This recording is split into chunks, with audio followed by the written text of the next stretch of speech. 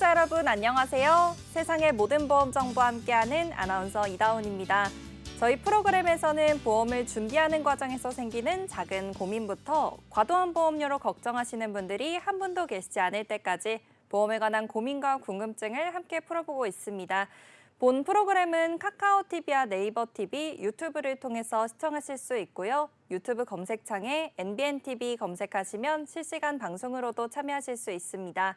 아울러 본 방송은 정보 제공을 위한 방송입니다. 보험 서비스 및 상품 판매와 중개에는 관여하지 않습니다. 이제 보험 불만 제로 시작해 보도록 할 텐데요. 오늘은 한 분의 전문가 나와 계십니다. 전문가님 안녕하세요. 안녕하세요. 네, 보험은 요리랑 같습니다. 시청자님께서 요리를 하실 때 어떠한 재료를 가지고 어떠한 조리 방식을 선택하시냐에 따라서 이 음식이 맛있는 음식이 될 수도 있고 맛이 없는 음식이 될 수도 있잖아요. 보험도 마찬가지로 어떠한 특약을 가지고 어떻게 구성하시는지에 따라서 시청자님들한테 필요한 보험이 될 수도 있고 불필요한 보험이 될 수도 있습니다. 오늘 이 시간 최상의 특약들로 최선의 보험을 만들어 드리겠습니다. 보험 셰프 김진수입니다. 네, 오늘은 셰프 김진수 전문가님께서 혼자 나와주셨는데요. 전문가님 오늘 혼자 함께하게 된 소감이 어떠신가요? 네, 제가 이제 보험 방송에 이제 생방송도 출연을 하고 10년째 지금 출연을 하고 있는데 제가 이제 출연을 할 때마다 매번 아쉬웠던 점이 사실 시청자님들한테 더 좋은 내용을 더 많이 제공을 해드리고 싶은데 저한테 주어진 시간이 15분 내외였거든요. 근데 네. 이제 저한테 오늘 이 주어진 50분 너무 감사하게 생각하고 있고 오늘 제가 이제 대본을 준비를 하면서 어떻게 보면 보험에 대한 전반적인 가장 기초적인 내용에 대해서 제가 준비를 했어요. 첫 번째는 이제 보통 우리나라 사람들이 가장 많이 걸리는 암, 뇌, 심에 대한 진단비를 준비를 했고요. 두 번째로는 이제 시청자님들한테 이제 가장 많이들 하시는 것 중에 하나가 보장 분석이잖아요.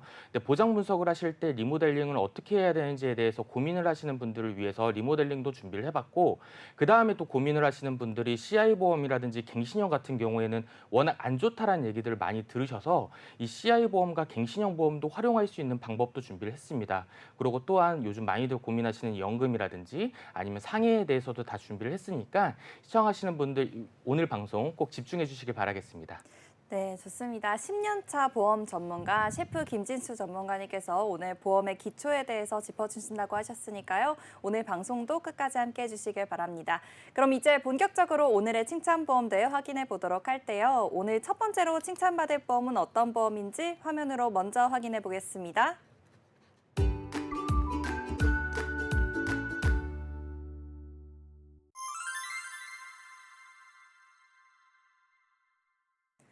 오늘 첫 번째로 칭찬받을 보험은 암보험입니다. 암보험에 대해서 어떤 내용 준비해 주셨는지 설명 부탁드려요.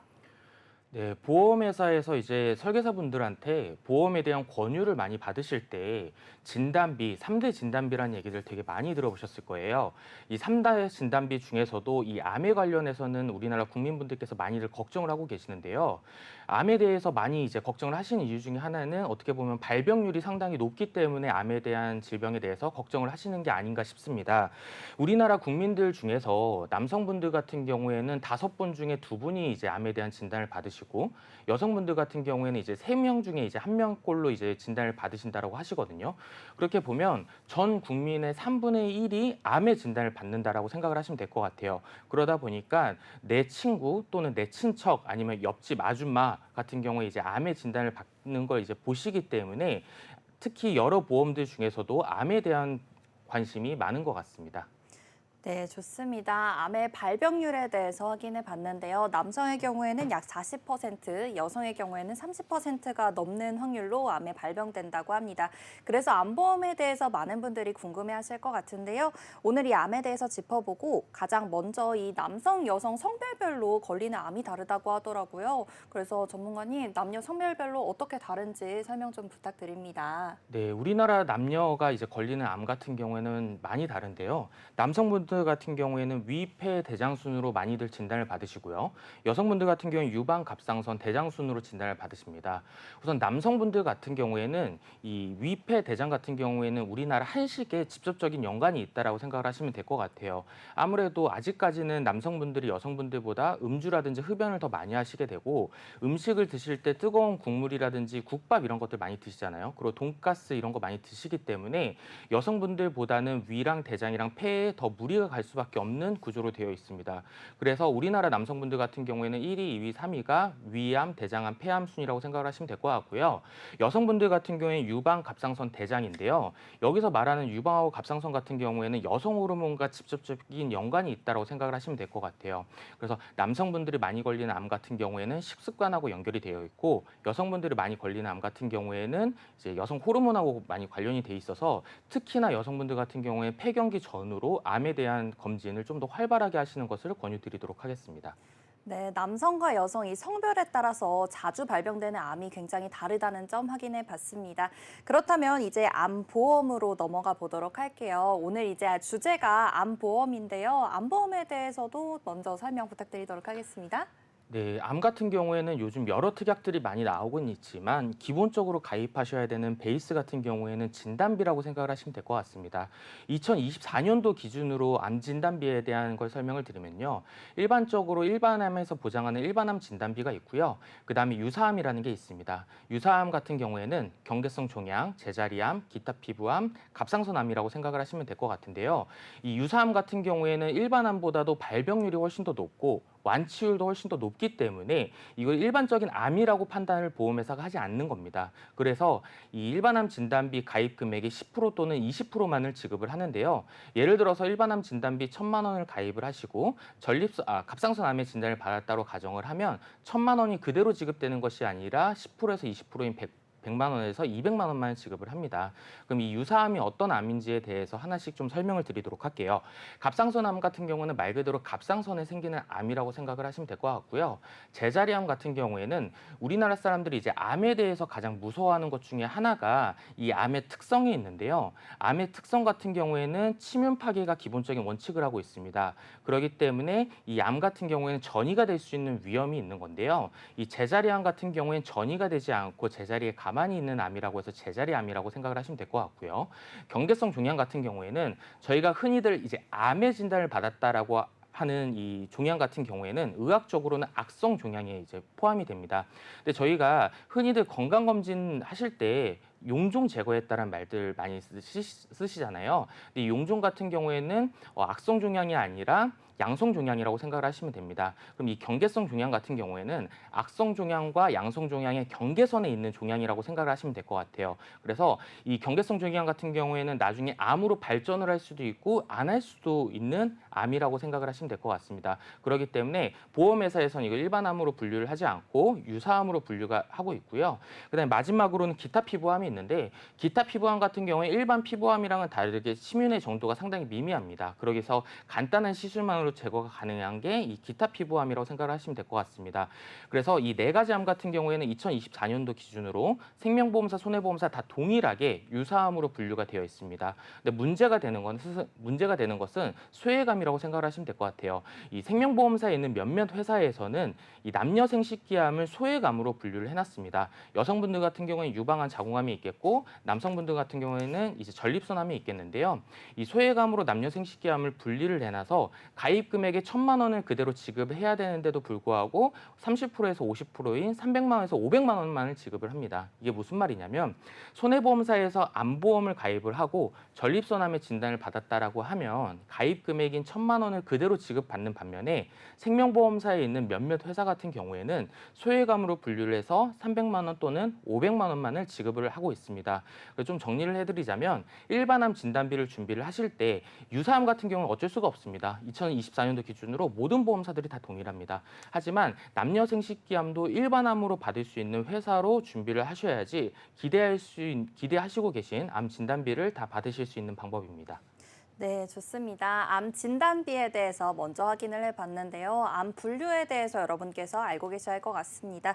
일반암, 유사암, 그리고 소외감으로 분류가 되는데 문제가 되는 부분이 이 소외감에 해당하는 부분이 되겠고요. 이 소외감을 일반암으로 보상을 받을 수 있는지 이 보장 범위에 대해서 알고 계셔야 할 것 같습니다.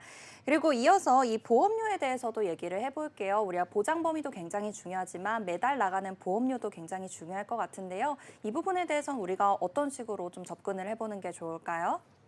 네, 보험을 가입을 하시는 이유는 당연히 보장을 받기 위해서 가입을 하시기 때문에 보장 범위를 가장 먼저 신경을 쓰셔야 됩니다. 그 다음에 신경 써야 되는 거는 아무래도 보험료겠죠.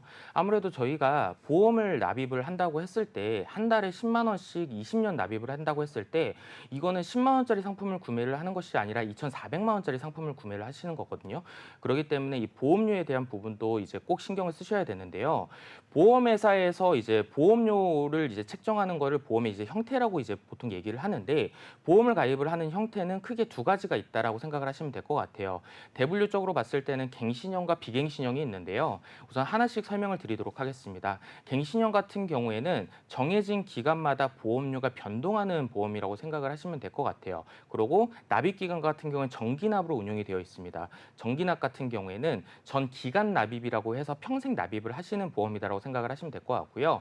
비갱신형 같은 경우에는 시청자님들께서도 아시다시피 20년나 100세 만기 상품 있잖아요. 그럴 경우에 20년 동안 납입을 하시고 100세까지 보장을 받는 보험료에 대한 변동이 없고 납입 기간이 정해져 있는 게 비갱신형 보험이라고 생각을 하시면 될 것 같습니다.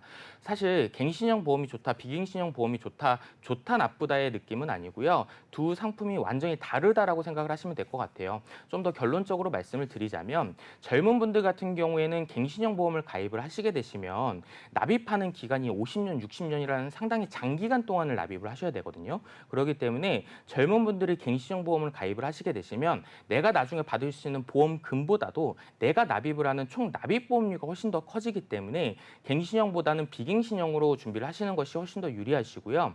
연세가 많으신 분들 같은 경우에는 사실상 비갱신형으로 준비를 하기에는 내가 나중에 받을 수 있는 보험금하고 납입하는 총 납입 보험료가 큰 차이가 나지 않습니다. 그렇기 때문에 연세가 많으신 분들 같은 경우에는 비갱신형보다 갱신형 보험을 가입을 하시는 것을 좀 더 권유를 드리겠고요.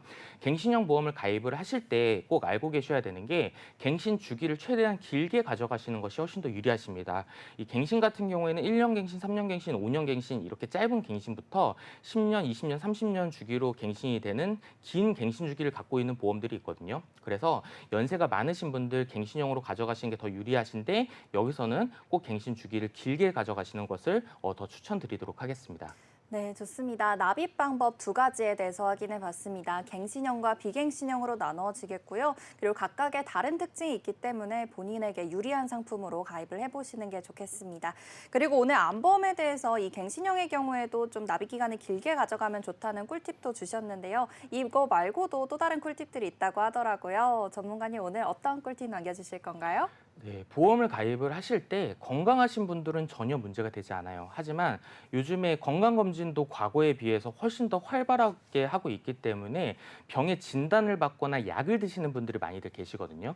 근데 이제 요즘 많이 드시는 약 중에 하나가 고혈압, 고지혈증, 당뇨약들을 되게 많이 드세요. 근데 보험사에서 이 고혈압, 고지혈, 당뇨 약을 드시고 계신 분들 같은 경우에는 해당 질병과 어떤 인과관계가 있는지에 대해서 심사를 진행을 합니다. 보통 저희가 이제 고고당이라고 표현을 하는데 이 세 가지 만성 질환 같은 경우에는 이 혈관 질환에 있어서는 상당히 발병률을 높이는 질환이라고 생각을 하시면 될 것 같아요. 그래서 이 고지혈증, 고혈압, 당뇨가 있으신 분들 같은 경우에는 이 혈관 질환을 가입을 하실 때는 어쩔 수 없이 유병자 보험으로 준비를 하실 수밖에 없거든요. 근데 이 세 가지 약만 드시는데도 불구하고 암도 유병자 보험으로 가입을 하시는 분들이 계세요. 근데 그렇게 될 경우에는 일반인들보다도 보험료가 20, 30%를 더 많이 납입을 하시는 거라고 생각을 하시면 될 것 같거든요. 그래서 결론을 말씀을 드리면 병력이 있으신 분들 같은 경우에 무조건 유병자 보험으로 준비를 하시는 것은 맞지 않습니다. 내가 갖고 있는 질병이 보장받는 이 특약과 어떤 인과관계가 있는지를 먼저 한번 살펴보시고 보험을 가입을 할 때는 여러 회사에서 심사를 같이 본 뒤에 준비하시는 것을 권유를 드리도록 하겠습니다. 네, 좋습니다. 안보험을 가입할 때 요즘에는 고혈압, 고지혈증, 당뇨가 있으신 분들이 많을 텐데요. 이 경우에는 혈관 질환에서는 유병자 상품으로 분류가 되겠지만 안보험에서는 그렇지 않은 경우도 있다고 하니까 여러분들께서도 이 점 참고하셔서 도움되시면 좋겠습니다. 그럼 오늘 이 안보험에 대해서 많은 말씀 주셨는데요. 마지막으로 안보험에 대한 정리 부탁드리겠습니다. 네, 요즘에 이제 그 임신하는 기간이 많이 늦어졌잖아요. 그러다 보니까 이제 늦게 태어난 아이들 같은 경우엔 소아암에 걸리는 경우도 되게 많이 있고 그다음에 암에 대한 발병률이 가면 갈수록 많이들 늘어나고 있습니다. 그렇기 때문에 보험을 준비를 하실 때에는 암보험 같은 경우에는 꼭 준비를 해두셔야 되는데 여기서 가장 큰 문제는 소외감도 일반암으로 보장받을 수 있는 상품으로 준비를 해두시는 것이 훨씬 더 유리하시고요. 그다음에 보험료를 납입하는 형태, 갱신형, 비갱신형이 있습니다. 하지만 각 갱신형, 비갱신형마다 장단점이 있기 때문에 본인의 상황에 맞게끔 준비를 하시는 것을 권유를 드리도록 하겠고요. 마지막으로 이제 병력이 있으시다고 하시더라도 무조건 유병자 보험으로 가는 건 맞지 않습니다. 내가 갖고 있는 질병이 어떠한 인과관계가 있는지에 대해서 명확하게 알고 심사를 통해서 보험을 준비를 하시는 것을 권유드리도록 하겠습니다. 네, 좋습니다. 오늘의 첫 번째 칭찬보험 암보험이었습니다. 암보험은 여기서 마무리하도록 하고요. 다음으로 칭찬받을 보험은 어떤 보험인지 화면으로 먼저 확인해 보시죠.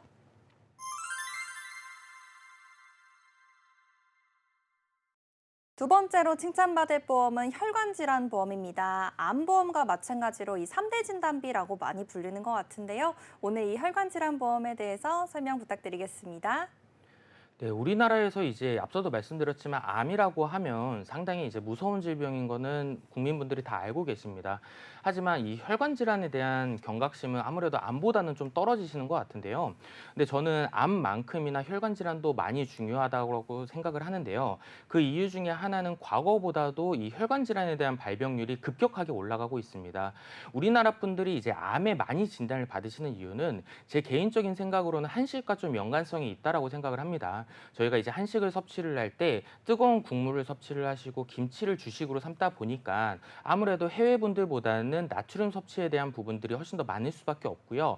또한 뜨거운 국물을 먹게 됐을 때 위하고 대장에 상당한 무리가 갑니다. 그렇기 때문에 우리나라 국민분들 중에서 3명 중에 1명에 걸리는 게 이제 암이라고 생각을 하는데요.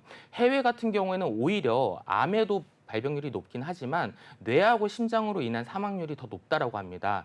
서양 분들 같은 경우에 아무래도 주식 자체가 패스트푸드, 뭐 햄버거라든지 피자, 파스타 이런 데 더 집중이 되어 있잖아요. 그러다 보니까 기름진 걸 더 섭취를 하기 때문에 암보다는 뇌혈관이나 심혈관에 대한 사망률이 더 높다라고 이제 나타나고 있는데요. 우리나라 분들도 과거보다는 훨씬 더 기본 베이스는 당연히 한식으로 섭취를 하시죠. 근데 아무래도 패스트푸드에 대한 접근성이 더 많아졌고 더 자주 드시기 때문에 과거 10년 전보다 지금 2024년도 기준으로는 혈관 질환에 대한 사망률이 30% 이상이 올라갔다라고 해요. 그래서 암보험 물론 중요합니다. 하지만 암보험을 준비하시는 만큼 혈관 질환에 대한 부분도 꼭 같이 준비를 해 두시는 것을 권유를 드리도록 하겠습니다. 네, 좋습니다. 혈관 질환 보험에 대해서 이야기 나누기 전에 혈관 질환에 대해서 먼저 확인해 봤는데요. 이제 식습관이 서구화되면서 혈관 질환에 대한 발병률과 사망률 역시 높아졌다는 말씀 주셨습니다. 그럼 이제 혈관 질환 보험으로 넘어가 보도록 하겠습니다. 이 보험에도 종류가 있다고 하던데요. 어떻게 있을까요? 네, 혈관 질환, 보험에서 말하는 혈관 질환은 크게 두 가지가 있다라고 생각을 하시면 될 것 같습니다. 첫 번째는 뇌혈관이 있고요. 두 번째는 심장혈관이라고 생각을 하시면 될 것 같은데요. 앞서서 제가 암보험에 대해 설명을 드렸을 때 소외감을 잘못 가입을 하면 내가 기대했던 금액만큼은 안 나온다라고 설명드렸지 지급이 안 된다라고는 말씀을 드리지 않았잖아요. 근데 이 혈관 질환 같은 경우에는 잘못 가입을 하게 되면 내가 상당히 큰 보험료를 납입을 하는데도 불구하고 단돈 1원 하나 보장을 못 받는 경우가 상당히 빈번하게 일어나고 있거든요. 그렇기 때문에 혈관 질환을 이제 준비를 하실 때에는 반드시 약관을 참조하셔서 준비를 해두셔야 됩니다. 네, 좋습니다. 혈관 질환의 경우에는 이제 보험이 가입이 잘못되어 있는 경우에는 보장을 받지 못하는 경우가 생길 수도 있다고 하니까요. 오늘 내용 꼼꼼하게 들으시고 기억해 두셔야 할 것 같습니다. 이렇게 잘못 가입하면 보장이 되지 않는 경우가 있다고 하셨는데 정확하게 좀 어떤 경우가 있는지 예시를 들어주실 수 있나요? 네, 그래서 제가 자료를 하나 준비를 했는데요. A하고 B군이 있다라고 가정을 하겠습니다. A군 같은 경우에는 뇌출혈 진단비를 가입을 했고요. B군 같은 경우에는 뇌졸중 진단비를 가입을 했습니다. 그리고 10년 뒤에 둘이서 동일하게 뇌경색의 진단을 받았습니다. 이렇게 될 경우에는 B 같은 경우에는 100% 가입 금액 100%를 다 보장을 받을 수 있는 반면에 A 같은 경우에는 단돈 1원 하나 지급이 되지 않습니다. 네, 좋습니다. 이렇게 진단비의 경우에도 이렇게 보험 가입이 보장 범위가 좁게 가입되어 있는 경우에는 보장을 받지 못하는 경우가 생길 수도 있으니까요. 이 부분 참고하셔야 할 것 같습니다. 이렇게 보장이 안 되는 이유에 대해서도 이야기 나눠봐야겠습니다. 전문가님 정확하게 보장이 안 된 이유가 뭘까요? 네, 보험사에서 이제 진단비를 수령을 하실 때에는 약관상 나와 있는 질병 코드를 받아야 됩니다. 저희가 흔히들 감기라는 표현들을 많이 쓰잖아요. 근데 의학적으로는 감기라는 질병은 존재하지 않습니다. 상세불명의 후두염 또는 상세불명의 인후염처럼 모든 질병에는 질병 코드가 있거든요. 그래서 진단비를 수령하실 때에도 약관상 나와 있는 질병 코드를 받으셔야 됩니다. 그래서 제가 약관상 나와 있는 질병 코드를 이제 표로 한번 준비를 해봤는데요. 보험사에서 말하는 이 뇌쪽 관련 혈관 질환은 크게는 뇌혈관 질환, 그다음 뇌졸중, 뇌경색, 뇌출혈이 있다라고 생각을 하시면 될 것 같습니다. 여기서 질병 코드 같은 경우에는 뇌혈관 질환 같은 경우에는 총 10개의 질병 코드를 가지고 있고요. 뇌졸중 같은 경우에는 6개의 질병 코드, 뇌출혈 같은 경우에는 3개의 질병 코드를 가지고 있습니다. 이게 어떤 질환이냐면 뇌출혈을 가입하신 분 같은 경우에는 뇌경색, 뇌졸중, 뇌혈관 질환에 대해서는 아예 보장이 안 된다라고 생각을 하시면 될 것 같고요. 뇌혈관 질환 진단비를 갖고 계신 분들 같은 경우에는 뇌혈관 질환, 뇌졸중, 뇌경색, 뇌출혈까지 다 보장을 받는다라고 생각을 하시면 될 것 같습니다. 보통 이제 뇌혈관 질환 같은 경우에는 크게 두통이 없는 상황에서도 머리 MRI를 촬영을 하셨을 때 나올 수 있는 게 뇌혈관 질환이고요. 그다음에 제가 아까 혈관 질환이라고 말씀드렸잖아요. 근데 이 뇌에 있는 혈관이 막히거나 꽈리처럼 꼬이는 게 뇌경색하고 뇌졸중이라고 생각을 하시면 될 것 같습니다. 그럼 이 혈관이 막히다 못해 나중에는 어떻게 될까요? 터지게 되겠죠. 이 터지는 증상을 뇌출혈이라고 보시면 될 것 같습니다. 과거 우리나라에서 이제 농경 사회일 때는 아무래도 더운 날씨에 직접 몸으로들 일을 하셨기 때문에 급성으로 뇌출혈이 오는 경우가 빈번하게 일어났었고, 사실상 지금처럼 건강검진을 활발하게 하지 않았기 때문에 뇌출혈의 진단을 받으시는 분들이 상당히 많으셨는데요. 하지만 2024년도 기준으로 내가 두통이 심하다고 했을 때 다들 쉴 수는 있으시기 때문에 머리 MRI 찍으시는 것은 전혀 크게 부담이 되는 부분은 아니거든요. 그렇기 때문에 2024년도 기준으로 뇌출혈까지 가기에는 상당히 어려운 구조로 되어 있고, 보통은 이제 뇌혈관이나 뇌졸중 진단을 많이 받으시기 때문에 뇌 쪽 관련 진단비를 준비를 하실 때에는 반드시 뇌출혈 진단비가 아니라 뇌혈관 질환 진단비로 가입을 하시는 것을 권유드리도록 하겠습니다. 네, 뇌혈관 질환에 있어서 보험을 준비할 때는 이제 보장 범위가 가장 넓은 뇌혈관 질환으로 준비하는 게 좋겠다고 말씀 주셨는데요. 이제 혈관 질환이라고 하면 뇌도 있고 심장도 있잖아요. 그래서 이번에는 심장에 대해서 이야기 나눠보겠습니다. 전문가님, 심장은 그럼 어떻게 준비하는 게 좋을까요? 네, 심장 특약 같은 경우는 뭐 심장 질환 특약도 있지만 가장 중요하게 보셔야 되는 특약 같은 경우에는 급성심근경색하고 허혈성 심장 질환 진단비라고 생각을 하시면 될 것 같습니다. 질병 코드 같은 경우에는 총 3가지의 질병 코드가 차이가 납니다. 급성심근경색 같은 경우에는 질병 코드 3개, 그다음에 허혈성 심장 같은 경우에는 6개의 질병 코드를 갖고 있습니다.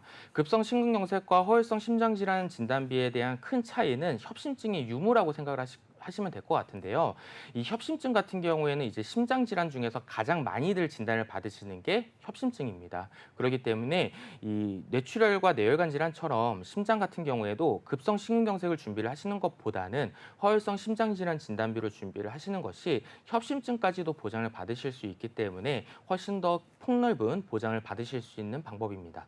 네, 좋습니다. 심장 질환에 있어서도 마찬가지로 보장 범위가 넓은 이 허혈성 심장 질환으로 준비를 하는 게 좋겠다고 말씀 주셨어요. 그럼 이제 종합해 보면 뇌 같은 경우에는 뇌혈관으로, 심장은 허혈성 심장 질환으로 준비를 하면 될 것 같은데, 그런데 뇌 같은 경우에는 뇌출혈에 대해서도 있고, 그리고 심장도 급성 심근경색증으로도 준비를 할 수가 있잖아요. 그럼 이런 특약들은 왜 존재를 하는 건지, 가입하는 게 좀 우리가 비효율적이라고 생각이 드는데 왜 존재를 하는 걸까요? 네, 이거는 사실상 진단비에 대한 역사를 좀 간단하게 말씀을 드려야 될 것 같은데요. 이제 보통 생명보험사가 있고 손해보험사가 있죠. 근데 여기서 말하는 진단비 같은 경우에는 재산보험이라고 해서 생명보험사, 손해보험사 둘 다 판매를 할 수 있는 상품이라고 생각을 하시면 될 것 같아요. 근데 이 재산보험, 이 건강보험 같은 경우에는 생명보험사에서 90년도에 먼저 판매가 됐습니다. 먼저 판매가 됐기 때문에 가입자들은 당연히 훨씬 더 많았겠죠. 그 가입자분들이 연세가 드시고 진단을 받으시고 보험금 청구를 하다 보니까 생명보험사에서 손해율이 급격하게 늘어났습니다. 그래서 맨 처음에 생명보험사에서 90년도에는 뇌혈관 질환과 비슷한 특약이 있었고요.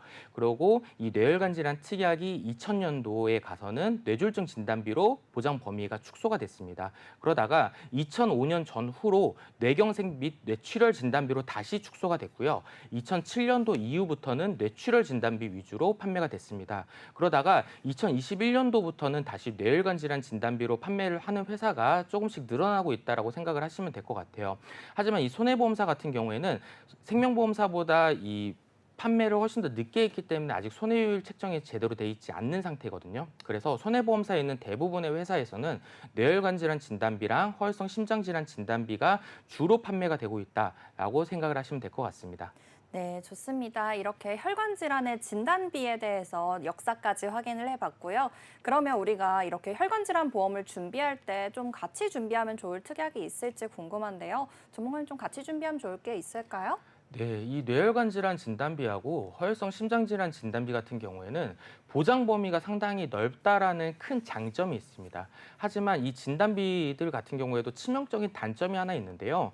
보장 범위가 넓은 대신에 최초 한 번만 지급되고 없어지는 특약이라고 생각을 하시면 될 것 같아요. 그런데 이 뇌혈관이나 허혈성 심장에 대해서 진단을 받으신 분들이 과거에는 이제 개복절제에 대한 수술을 했지만 현재는 개복절제보다는 시술들을 많이 하시는 편이거든요. 그래서 표를 보시면 요즘에 가장 많이 하시는 시술 중에 하나가 스텐트 삽입술입니다. 제가 앞서서 혈관 질환이 혈관이 막히는 질환이라고 설명을 드렸잖아요. 근데 요즘에는 이제 시술을 하실 때 이 혈관에다가 이 스텐트를 삽입시켜서 혈관을 확장시켜주는 시술이라고 생각을 하시면 될 것 같아요. 근데 이 스텐트 같은 경우에는 영구적이지가 않고 3년이면 3년, 5년이면 5년마다 재시술을 해주셔야 되거든요. 근데 제가 앞서서 말씀드렸다시피 진단비는 최초 한 번만 받고 없어지는 특약이라고 말씀을 드렸잖아요.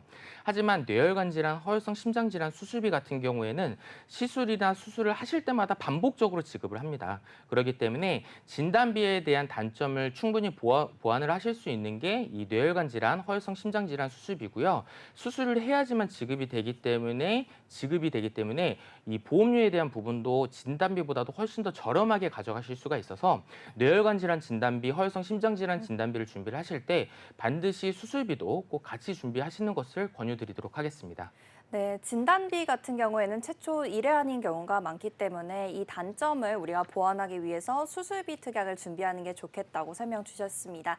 이렇게 진단비와 수술비에 대해서 얘기해봤는데 또 이 유병자 상품에 대해서도 이야기를 나눠봐야 할 것 같아요. 병력이 이미 있으신 분들께서도 이런 진단금이나 아니면은 수술비에 대해서 가입을 하실 수가 있는지 이렇게 가입을 할 수 있는 방법이 있을까요? 네, 이 혈관 질환에서 걱정을 하시는 분들의 대부분이 고혈압 약이나 고지혈증 약, 당뇨약을 드신 분들이 가장 많이들 걱정을 하시는데요. 보험사에서는 유병재 상품이 여러 가지 상품들이 있습니다. 그걸 제가 지금 가입할 수 있는 상품들을 좀 4개로 좀 나눠서 지금 준비를 해봤습니다. 아까 앞서도 말씀을 드렸다시피 고지혈증, 고혈압, 당뇨 같은 경우에는 이 혈관 질환과 직접적인 연관이 있습니다. 그렇기 때문에 일반 심사를 진행을 한다고 하더라도 할증 심사를 통해서 보험 가입을 하실 수가 있는데요. 고혈압, 고지혈증이 있다라는 전제 하에 40세 남성, 20년 나 100세 만기로 진단비 2천만 원, 수술비 2천만 원을 이제 준비한다고 했을 때 보험료가 어떻게 나오는지 설명드리겠습니다. 우선 일반 심사, 할증 심사 같은 경우에는 보험료가 할증이 돼서 91,100원이고요. 그다음에 일반적인 유병자 보험이죠. 시청자님들께서 가장 이제 많이들 알고 계시고 대중적으로 알고 계시는 325 간편보험입니다. 3개월 이내 진단 또는 수술 소견, 입원 소견과 2년 이내에 입원 수술, 그다음에 5년 이내에 암에 대해서 이제 고지를 하는 325 간편보험 같은 경우에는 88,700원이고요. 그다음에 이제 2년 전에 나왔던 355 간편이죠. 3개월 이내에 5년만 보는 간편보험 같은 경우에는 보험료가 좀 더 인하가 돼서 64,900원에 준비를 하실 수가 있습니다. 그리고 올해 4월에 나온 3텐5라는 보험이 있는데요. 이 간편보험으로 준비를 하시게 되시면은 58,000원에 준비를 하실 수가 있습니다. 일반적으로 일반 할증 심사를 받으시는 97,000원과 3텐5 간편보험을 비교를 해봤을 때 보험료에 대한 부분이 4만 원씩이나 차이가 나거든요.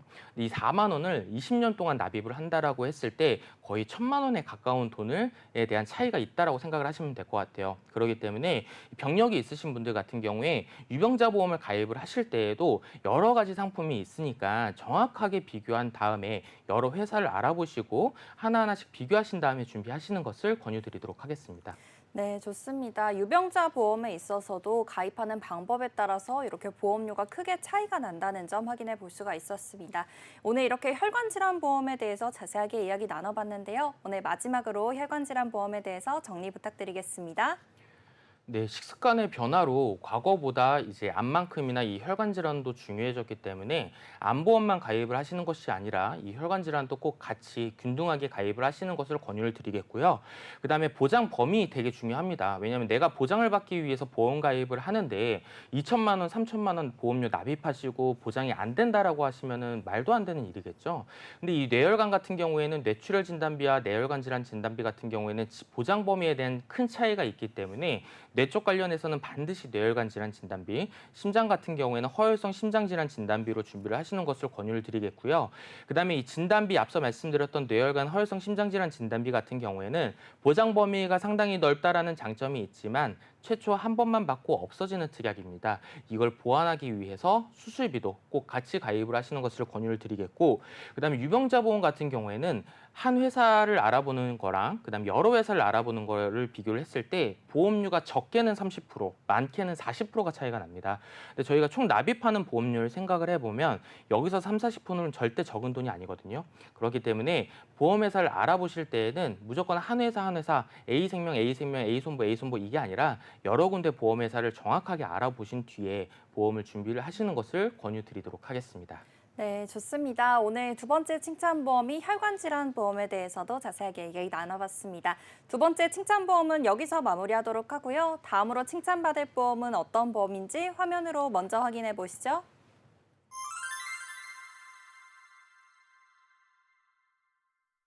이번에 칭찬받을 보험은 보험 리모델링입니다. 보험 리모델링에 대해서도 김진수 전문가님께서 내용 준비해 주셨어요. 전문가님 어떤 내용일까요?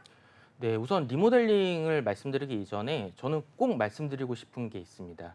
이제 보통 이제 보험 상담을 이제 진행을 하다 보면 제가 이제 보험에 대한 설명을 드리잖아요. 암에 대한 설명 드리고 뇌랑 심장에 대한 설명 드리고 뭐 수술비라든지 실손이라든지 여러 가지 설명을 드리면 제 설명을 들으실 때는 아, 나 이 보험 꼭 있어야지 하면서 이것도 가입하시고 싶고 저것도 가입하시고 싶고 막 되게 많이들 가입을 하시고 싶으세요. 근데 이렇게 많이들 가입을 하시다 보면 매달 납입하는 보험료가 100만 원, 200만 원 이렇게 늘어나거든요. 하지만 저희가 사실상 보험료로만 매달 100만 원, 200만 원을 납입을 할 수는 없는 상황이 거의 대부분이세요. 그렇기 때문에 보험을 가입을 하실 때에는 순서에 맞게끔 가입을 하시는 것이 꼭 중요합니다. 왜냐하면 저희가 옷을 입을 때도 겉옷을 입기 전에 속옷부터 입고 그다음에 겉옷을 입잖아요. 근데 가끔 상담을 하다 보면 겉옷만 입고 돌아다니시는 분들이 좀 더 많으신 것 같아요. 그래서 오늘 이 시간에는 보험 리모델링을 했을 때 어떠한 순서에 맞게끔 가입을 하시는 것이 훨씬 더 유리하신지에 대해서 설명을 드리도록 하겠습니다. 네, 보험 가입 순서에 대해서 이야기 나눠볼 텐데요. 우리가 보험에 대해서 설명을 듣다 보면 종류도 굉장히 많고 또 이 보험이 좋다 하는 얘기들도 많이 들어서 어떤 보험부터 천천히 가입해야 하나 고민하시는 분들 많으실 것 같은데요. 오늘 전문가님께서 이 보험 가입 순서에 대해서 좀 짚어주시면 좋을 것 같아요. 네, 보험을 가입을 하는 순서는 정해져 있지 않습니다. 사람마다 다릅니다. 예를 들어서 외벌이 가장이신 분들 같은 경우에는 사망에 대한 부분도 분명히 필요하시겠죠. 하지만 미혼 남성 여성분들 같은 경우에는 사망에 대한 부분은 제일 후순위라고 생각을 하시면 될 것 같습니다. 그러면 일반적으로 보험을 가입을 하셔야 될 때 꼭 가입을 하셔야 되는 기본 틀에 대해서 설명을 드리면요. 첫 번째로는 실손 의료비가 있습니다. 실손 의료비 같은 경우에는 실제 발생한 병원비에 대해서 돌려받는 보험으로 아마 대부분의 시청자님들께서 잘 알고 계실 거예요. 근데 이 실손 같은 경우에도 2009년 10월 이전에 가입하신 실손 같은 경우에 이제 보통 저희가 1세대 실손이라고 표현을 하고요. 지금 판매가 되는 실손 같은 경우에 4세대 실손이거든요. 그래서 리모델링을 진행을 하실 때 이 실손에 관한 것도 명확하게 알고 계실 필요성이 있으시고요. 그 다음으로 꼭 준비를 해두셔야 되는 상품은 진단비랑 수술비라고 생각을 하시면 될 것 같습니다. 많은 분들이 내가 입원을 했을 때 10,000원, 20,000원 나오는 거에 대해서 되게 필요성을 느끼시는 분들이 되게 많으시더라고요. 근데 사실상 지금 2024년도 기준으로 내가 입원비 10,000원, 20,000원, 그다음 또는 수술비 10만 원, 20만 원, 30만 원 없으셔서 병원 못 가시는 분들은 없으시잖아요. 사실상 이 보험이라는 건 내가 감당할 수 없는 지출이 생겼을 때 그거를 해치해 줄 수 있는 게 보험이라고 생각을 하거든요. 그렇기 때문에 실손이 잘 가입돼 있다라고 하시면 그 다음으로는 진단비, 3대 진단비죠. 암, 뇌, 심은 꼭 꼭 잘 준비를 해두시고 수술비까지도 준비를 해두신 다음에 그 다음에는 연금이라든지 치매라든지 사망에 대한 부분을 신경을 쓰셔야지 절대로 제가 말씀드렸던 뒤에 치매라든지 사망에 대한 부분을 먼저 준비를 하시고 실손이라든지 진단비를 후순위로 두시면 절대로 안 됩니다. 그래서 보험을 가입을 하실 때에는 반드시 실손하고 진단비, 수술비를 제일 먼저 준비하시는 것을 권유를 드리도록 하겠습니다. 네, 보험을 가입할 때 가장 먼저 실비, 그다음에 수술비와 진단비를 준비해야 한다는 점 확인해 봤습니다. 이렇게 순서에 대해서 확인을 해봤는데요. 그런데 이 순서대로 잘 가입이 돼 있으면 좋겠지만 그래도 이걸 모르고 가입을 하셨다면 이 순서대로 잘 가입이 안 되어 있는 경우도 있으실 것 같습니다. 이런 경우에는 오늘 주제인 리모델링을 진행해야 할 것 같은데요. 진행하는 경우가 자주 있나요? 네, 상당히 빈번하게 일어나고 있고요. 제가 저번 달에 이제 만나 뵀던 시청자님께서는 아마 여기에 정확한 사례가 아닐까 싶어서 제가 한번 가지고 와봤습니다. 이 시청자님 같으신 경우에는 35세 남성분이셨고요. 가입돼 있는 내용을 좀 살펴드리도록 하겠습니다. A생명에 있는 종신보험으로 가입을 하셨고요. 20년 납, 만기는 종신입니다. 보험료는 35만 원 정도를 납입을 하고 계셨습니다. 보장 내용에 대해 살펴드리면요. 사망보험금 1억 원, 그다음에 상해 80% 이상 후유장애 5천만 원, 그다음에 뇌출혈 진단비 2천만 원, 급성 심근경색 진단비 2천만 원, 그다음에 질병 입원일 당 2만 원을 가입을 하셨는데요. 제가 앞서서 보험을 가입하는 순서에서 실손 의료비랑 보장 범위가 넓은 진단비가 우선시돼야 된다고 말씀을 드렸잖아요. 하지만 이분 같으신 경우에는 35세 미혼이신데도 불구하고 보험료의 대부분이 종신보험에 해당이 되어 있다라고 생각을 하시면 될 것 같습니다. 그래서 이 사망을 했을 때 이제 1억 원이 나오는 보험이고요. 그다음에 80% 이상 상해로 인해서 80% 이상의 후유장애가 나왔을 때 지급되는 게 5천만 원. 그다음에 보장 범위가 너무나도 협소한 진단비들이 각각 2천만 원씩 있었습니다. 그래서 제가 이제 리모델링을 진행을 시켜드렸는데요. 리모델링을 진행을 시켜드렸을 때 보험회사는 이제 두 군데로 나눠서 진행을 했고요. 상품은 세 가지로 나눠서 준비를 했습니다. 사실상 많은 분들이 여러 회사를 비교하시고 여러 회사를 가입하시는 데 있어서 되게 꺼려하시는 분들이 많으신데 저는 보험회사는 무조건 나눠야 된다라고 항상 말씀을 드립니다. 나눠야 되는 이유에 대해 설명을 드리면요. 그 어떠한 보험회사도 완벽한 보험회사는 없습니다. 각 보험회사마다의 장단점이 다 다르고요. 그다음에 가입하시는 분들의 성별, 연령, 그다음에 병력 또는 직업에 따라서 보험은 완전히 천차만별이거든요. 그렇기 때문에 제가 보험회사는 두 군데서 나눴고 상품은 세 개로 나눠서 준비를 해드렸습니다. 하나씩 설명을 드리겠습니다. B손해보험에 있는 건강보험은 20년 납 100세 만기 보험료 1원 하나 오르지 않는 비갱신형으로 준비를 해드렸고요. 보험료는 12만 9천 원입니다. 보장 내용을 살펴드리면 앞서 종신보험 같은 경우에 있던 상해 후유장애는 이제 80% 이상의 후유장애만 보장을 했었는데요. 3% 이상부터 보장받을 수 있는 상해 3% 이상 후유장애 1억 원, 그다음에 암 진단비 5천만 원, 뇌혈관 질환 진단비 3천만 원, 그다음에 허혈성 심장 질환 진단비 3천만 원, 그다음에 수술비도 뇌혈관 허혈성 심장 질환 수술비 각각 2천만 원씩 준비를 해드렸고요. 그다음에 질병으로 인해서 수술을 하시거나 아니면 상해로 인해서 수술하실 때 받으실 수 있는 수술비에 대해서도 30만 원, 100만 원 준비를 해드렸고, 그다음 131대 질병에 대해서도 보장을 받을 수 있는 131대 질병 수술비 최대 1,000만 원까지 보장을 받으실 수 있게 준비를 해드렸습니다. 두 번째로는 이제 C손해보험사에 있는 실손의료비와 C손해보험에 있는 운전자 보험을 준비를 해드렸는데요. 이 B손해보험 같은 경우에는 C손해보험보다도 건강보험이라든지 수술비에 대한 부분이 유리하기 때문에 B보험사로 준비를 해드렸지만 실손에 대한 보험료라든지 운전자 보험에 대한 보험료는 C보험사가 더 유리해서 C로 나눠서 준비를 해드렸습니다. C손해보험사에 있는 실손의료비 같은 경우에는 4세대 실손의료비로 준비를 해드렸고요. 납입기간은 정기납입니다. 보험료는 12,100원, 그다음에 보장 내용 같은 경우에는 입원했을 때 5천만 원 한도, 통원하셨을 때 20만 원 한도로 보장을 받으실 수 있게끔 준비를 해드렸고요. 운전자 보험 같은 경우에는 20년 납, 20년 만기, 보험료는 단돈 10,000원으로 준비를 해드렸습니다. 이제 보통 운전자 보험을 가입을 하실 때 보험료가 상당히 천차만별이신 거를 보실 수가 있는데 운전자 보험을 가입을 하는 이유는 뭘까라고 해서 정답을 좀 말씀을 드리면 이 세 가지 특약이라고 생각을 하시면 될 것 같습니다. 첫 번째는 교통사고 처리 지원금이 있고요. 두 번째는 변호사 선임비, 세 번째는 벌금 담보가 있습니다. 이 운전자 보험 같은 경우에는 일반적인 사고에서 보상을 받는 게 아닙니다. 그럼 어떤 사고에 대해서 보상을 받는지에 대해서 설명을 드리면요. 내가 아무리 운전을 잘한다 한다고 하더라도 갑자기 무단횡단하는 사람이 있을 수가 있죠. 근데 그 사람을 차에 치여서 이 사람이 중상해를 입거나 사망을 하게 되면 이건 민사가 아니라 형사사건으로 넘어가게 됩니다. 거기서 보장을 받을 수 있는 게 이 운전자 보험 특약이라고 생각을 하시면 될 것 같아요. 그래서 교통사고 처리 지원금 2억 원, 변호사 선임비 5천만 원, 그다음에 벌금 3천만 원을 준비를 해드렸고요. 사고가 나실 때마다 보장을 받을 수 있는 자부상 특약도 최대 2천만 원까지 준비를 해드렸습니다. 그럼 리모델링 전후 비교를 좀 해드리도록 할게요. 기존에 가입하셨던 보험 같은 경우에는 이제 35만 원 납입을 하시고 계셨던 게 보험료 같은 경우는 20만 원 정도가 절감이 되셔서 매달 15만 원 정도를 납입을 하시는 거고요.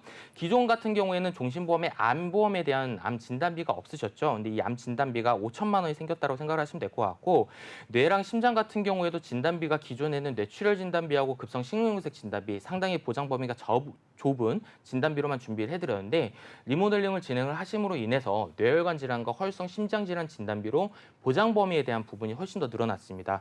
그 다음에 기존 보험에서는 수술비에 대한 부분이 전혀 존재를 하지 않았죠. 근데 리모델링을 진행을 하시면서 질병 수술비, 상해 수술비, 또한 뇌혈관, 허혈성 심장 질환 수술비도 각각 준비를 해드렸다고 생각을 하시면 될 것 같고, 가장 중요한 실손 의료비가 기존 보험에서는 존재를 하지 않았죠. 근데 리모델링을 진행을 하시면서 실손도 늘어났습니다.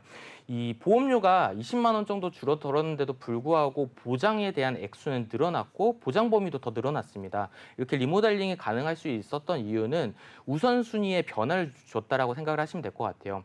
기본보험 같은 경우에는 종신보험, 사망보험금이 주로 되어 있었기 때문에 불필요한 보험료에 대한 지출이 많았다라고 생각을 하시면 될 것 같고, 리모델링을 진행을 하심으로 인해서 지금 맞는 보험들을 준비를 하셨다라고 생각을 하시면 될 것 같습니다. 네, 리모델링 전후를 비교해 보니까 지금 가격이 35만 원 매달 납입하던 게 15만 원대로 이제 절감을 했고요. 그리고 보장 범위에 대해서도 훨씬 넓고, 그리고 이전에는 암 진단비나 아니면 실손에 대해서도 보장이 없으셨는데 이 부분까지 다 채우면서도 보험료는 절감이 된 점 확인해 볼 수가 있었습니다. 이렇게 리모델링에 대해서도 오늘 짚어봤고요. 그러면 여기서 리모델링은 마무리하고 다음으로 칭찬받을 보험 화면으로 확인해 보겠습니다.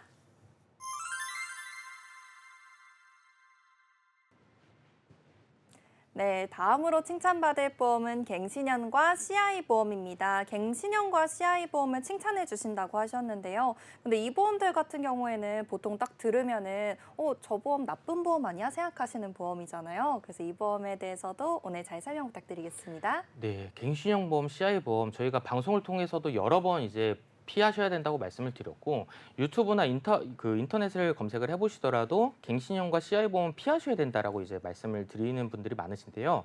정확하게 알고 계셔야 됩니다. 갱신형 보험하고 CI 보험 같은 경우에는 필요하신 분들보다는 불필요하신 분들이 훨씬 더 많기 때문에 최대한 피하셔라고 말씀을 드린 거지, 갱신형 보험이랑 CI 보험이 안 좋은 보험은 아닙니다. 그래서 오늘 이 시간에는 어떤 분들이 갱신형 보험과 CI 보험을 활용하시면 좋은지에 대해서 설명을 드리도록 하겠습니다.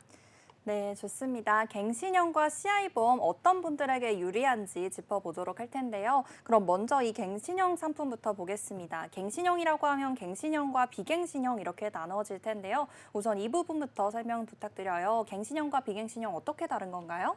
네, 우선 갱신형하고 비갱신형에 대해서 간단하게만 설명을 드리면요. 갱신형 같은 경우에는 납입 기간이 정해져 있지 않고 평생 납입을 하고 보험료가 변동되는 상품이라고 생각을 하시면 될 것 같습니다. 그래서 5년 갱신형 보험 같은 경우에는 5년마다 보험료가 변동을 하면서 내가 해당 질병에 걸릴 때까지 계속 납입하시는 보험이라고 생각을 하시면 될 것 같고요. 두 번째로 비갱신형 보험 같은 경우에는 보험료가 변동을 하지 않습니다. 처음 가입하신 그때 당시의 보험료로 납입 기간이 정해져 있습니다. 그래서 20년나 100세 만기 상품 같은 경우에는 처음에 보험을 가입을 했을 때 10만 원이라고 하면 10만 원에 대한 보험료는 변동하지 않으면서 20년 동안 납입을 하고요. 납입 기간이 정해져 있죠. 20년 동안 납입을 하고 보장은 100세까지 받는 상품을 비갱신형 상품이라고 설명을 드릴 수 있겠습니다. 근데 저희가 갱신형 상품을 최대한 피하셔야 된다라고 말씀을 드린 이유 같은 경우에는 이 불필요하신 분들이 훨씬 더 많으세요. 그러면 오늘 칭찬을 한다고 말씀을 드렸으니 갱신형 보험이 어떤 분들한테 필요한지 결론적으로 말씀을 드리면요. 일반적으로 젊으신 분들은 무조건 갱신형보다는 비갱신형으로 준비를 하시는 것이 더 유리하십니다. 하지만 65세가 넘으신 이제 연세가 많으신 분들 같은 경우에는 비갱신형으로 가입을 하기에는 보험료적인 부분이 너무나도 부담스럽고 내가 나중에 받을 수 있는 보험금하고 총 납입하는 보험료가 큰 차이가 나지 않습니다. 그렇기 때문에 연세가 많으신 분들 같은 경우에는 반드시 비갱신형이 아니라 갱신형 보험을 가입을 하시는 것이 유리하시고요. 갱신형 보험을 가입을 하실 때에는 갱신 주기가 짧은 게 아니라 최대한 긴 갱신 주기로 가입을 하시는 것을 권유를 드리도록 하겠습니다. 네, 갱신형 보험의 경우에는 이제 나이가 고령이신 분들께 적합하다고 설명 주셨고요. 그리고 가입할 때는 이 가입 주기에 대해서 설명을 주셨는데 길게 가입할수록 좋다고 말씀 주셨습니다. 그럼 이어서 CI 보험에 대해서도 설명 들어볼게요. CI 보험도 적합하신 분들이 따로 있을까요? 네, 우선은 CI 보험이 어떤 분들한테 필요하고 안 필요하고를 떠나서 이 CI 보험부터 먼저 설명을 드려야 될 것 같아요. 왜냐하면 네. CI 보험 같은 경우 워낙 많은 곳에서 절대로 가입을 하면 안 된다라는 보험들에 대한 얘기를 많이들 들으셨을 텐데요. 우선 이 CI 보험에 대해서 설명을 드리면 이 CI 보험의 정식 명칭은 CI 종신보험입니다. 2000년도 초반에 생명보험사에서 나온 상품이라고 생각을 하시면 될 것 같고요. CI 종신보험, 사망보험금이 주계약으로 되어 있는 보험이라고 생각을 하시면 될 것 같습니다. 원래는 이제 사망을 해야지만 지급이 되는 보험인데 이 CI 상태, CI 같은 경우에는 크리티컬 일리스라고 해서 중대한 질병이라는 뜻이거든요. 그래서 원래는 내가 사망을 해야지만 지급이 되지만 이 중대한 질병의 진단을 받았을 때 사망보험금을 선지급을 해주는 보험이다라고 생각을 하시면 될 것 같습니다. 좀 더 쉽게 예를 들어드리면요. 종신보험 사망 주계약이 1억 원이라고 가정을 하겠습니다. 그러고 50% 선지급형을 가입을 하시고 그다음에 중대한 질병에 걸렸을 때 사망보험금 1억 원에 50%인 5천만 원을 미리 주는 상품이라고 생각을 하시면 될 것 같아요. 근데 이렇게만 설명을 드리면 원래는 내가 죽어야지만 나오는 보험인데 사망보험금을 미리 준다라고 하니까 내가 사망도 보장을 받고 큰 질병에 대해서도 보장을 받을 수 있는 거 아닌가라고 생각을 하시는 분들이 많으신데요. 여기에는 큰 함정이 포함이 되어 있습니다. 문제는 이 CI 질병, 중대한 질병과 중대한 수술인데요. 이 중대한 진단에 대해 설명을 드리도록 하겠습니다. 중대한 질병 같은 경우에는 보험사마다 상이하긴 하지만 중대한 암, 중대한 뇌졸중, 중대한 급성심근경색이 있고요. 여기서 말기, 간, 폐, 신장이 있습니다. 그리고 몇몇 회사 같은 경우에 LTC 상태도 포함이 되어 있는데요. 이 LTC 상태 같은 경우에 롱텀 케어라고 해서 장기 요양에 대한 상태라고 생각을 하시면 될 것 같습니다. 이 장기 요양 등급을 매기는 것은 의사분들이 해주시는 것이 아니라 나라에서 운영하는 요양센터에서 이 장기 요양에 대한 등급을 매기는데요. 나라에서 운영을 하고 있는 장기 요양 등급은 1등급부터 5등급이 있다라고 생각을 하시면 될 것 같습니다. 5등급 같은 경우에 가장 경미한 질환이고요. 1등급으로 갈수록 가장 중증 질환을 생각하시면 될 것 같은데 이 LTC 상태에서 말하는 장기 요양 상태 같은 경우에는 1등급, 2등급 가장 중증 상태만을 보장을 하기 때문에 보장을 받기가 상당히 어려운 구조로 되어 있습니다. 그러면 앞서 말씀드렸던 이 중대한 질병들 어느 정도로 보장받기 힘든지에 대해서 명확하게 모르시잖아요. 그래서 가장 문제가 되는 이 중대한 뇌졸중을 갖고 와봤습니다. 이 손해보험사에서 진단비를 수령하시려면 제가 앞서도 말씀드렸지만 약관상 나와 있는 질병 코드를 받아야 된다고 말씀을 드렸는데 CI 종신보험 같은 경우에는 중대한 뇌졸중의 진단을 받은 다음에 약관상 이렇게 나와 있습니다. 신경학적 결손증으로 인한 일반 생활 후유 장애가 25% 이상 동반돼야 된다고 되어 있습니다. 이게 무슨 말이냐면 중대한 뇌졸중의 진단을 받으신 다음에 혼자서 먹지 못하고 씻지 못하고 걷지 못하고 입지 못하는 것을 2가지 이상을 반복을 해야 됩니다. 한마디로 이 CI 보험 같은 경우에는 원래는 사망을 해야지만 나오는 돈인데 내가 무섭게 생각하는 암이라든지 뇌, 심장에 대한 질병에 걸렸기 때문에 사망보험금을 미리 주는 것이 아니라 죽을 만큼 아프기 때문에 사실상 살 확률이 높지 않기 때문에 사망보험금을 미리 주는 보험이다라고 생각을 하시면 될 것 같고 웬만한 분들 같은 경우에 CI 보험은 절대적으로 피하시는 보험이 맞습니다. 네, 좋습니다. 오늘 이 CI 보험 칭찬해 주신다고 하셨는데요. 그럼 전문가님 어떤 부분에서 칭찬 주시는 건가요? 네, 명확하게 알고 계셔야 됩니다. 전체적인 CI 보험을 말씀을 드리는 게 아니라요. 2006년 이전에 가입한 CI 보험입니다. 2024년도 기준으로 제가 아까도 말씀드렸지만 갑상선암 같은 경우 유사암으로 분류가 돼서 100만 원 또는 200만 원만 지급을 받는 형태로 되어 있는데요.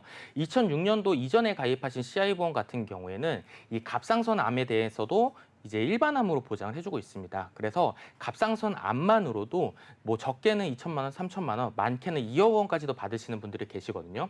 그렇기 때문에 2006년도 이전에 가입하신 CI 보험, 내가 안 좋은 보험을 가입을 했다라고 너무 실망하지 마시고 꾸준하게 잘 납입을 하시고 보험을 잘 유지하시는 것을 권유드리도록 하겠습니다.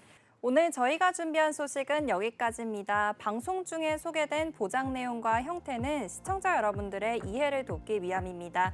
시청자 여러분들의 나이와 성별 등 여러 가지 사정에 따라 보장 내용이 달라질 수 있다는 점 유의하여 주시기 바랍니다. 본 프로그램은 카카오TV와 네이버TV, 유튜브를 통해서 다시 시청하실 수 있고요. 유튜브 검색창에 NBNTV 검색하시면 실시간 방송으로도 참여하실 수 있습니다. 아울러 본 방송은 정보 제공을 위한 방송입니다. 보험 서비스 및 상품 판매와 중개에는 관여하지 않습니다. 그럼 보험 불만 제로 여기서 마무리하도록 하겠습니다. 오늘 지금까지 시청해주신 여러분 모두 감사드립니다.